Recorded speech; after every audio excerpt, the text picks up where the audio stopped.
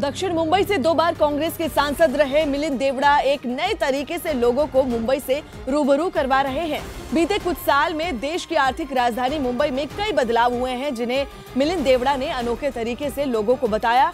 गणेश चतुर्थी के मौके पर मुंबई में सजने वाले गणपति पंडालों में एक लाल बाग के राजा के प्रति लोगों में खास अहमियत है। साउथ मुंबई से 2 बार सांसद रहे मिलिंद देवड़ा लाल बाग के राजा का पंडाल तैयार करने वाले आयोजकों से मिले। उन्होंने इस आयोजन से जुड़ी कई खासियत के बारे में बताया। साथ ही गणपति विसर्जन की प्रक्रिया के बारे में भी लोगों को कई अहम बातें बताई। अपने इस सफर में उन्होंने कई लोगों से बातचीत भी की, जिन्होंने मुंबई को लेकर अपना नजरिया उनसे साझा किया।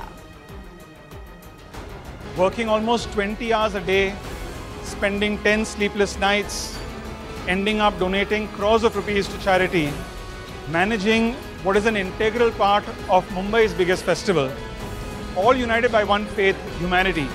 That's essentially the vibe flourishing in Mumbai. Patna में एलजेपी कार्यकर्ताओं ने आरजेडी के खिलाफ प्रदर्शन किया और इस दौरान एलजेपी ने आरजेडी पर सवर्ण आरक्षण के मुद्दे पर दोहरा रवैया अख्तियार करने का आरोप लगाया।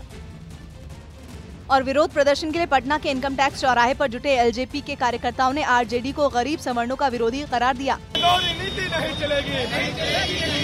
प्रदर्शन में शामिल लोगों ने आरजेडी नेता तेजस्वी यादव, मीसा भारती और मनोज झा की तस्वीरों पर कालिख भी पोती। तेजस्वी यादव हाय हाय तेजस्वी यादव शर्म करो। इसके बाद एलजेपी के कार्यकर्ताओं ने नारेबाजी करते हुए आरजेडी नेताओं की तस्वीरों को आग के हवाले कर दिया। वहीं एलजेपी प्रमुख रामविलास पासवान ने भी बिल का विरोध करने पर आरजेडी को आड़े हाथों लिया। ये जो आरजेडी के लोग जो खिलाफ किए हैं तो तुम बतलाओ ना, सीधे कम गरीब के खिलाफ है। लोकसभा और राज्यसभा में आरजेडी ने जिस तरह खुलकर सवर्ण आरक्षण बिल का विरोध किया, उसने बिहार में विरोधियों को उस पर हमले का मौका दे दिया। लेकिन आरजेडी पर विरोधियों के हमले का कोई असर पड़ता नहीं दिखा, क्योंकि दावा है कि आरजेडी प्रमुख लालू प्रसाद यादव के निर्देश पर ही पार्टी ने सवर्ण आरक्षण बिल के खिलाफ मोर्चा खोला।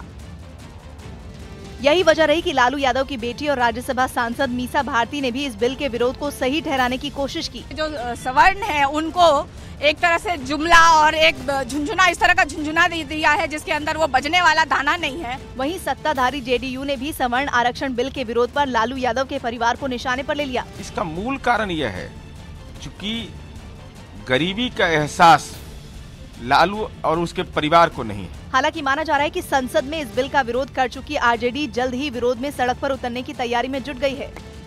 इस बीच गरीब सवर्णों को 10% आरक्षण देने का बिल संसद से पास होने के बाद संगठन ने इसके खिलाफ सुप्रीम कोर्ट का दरवाजा खटखटा दिया है। वहीं इसके समर्थन में वोट करने वाली पार्टियां भी सरकार पर हमलावर दिखी।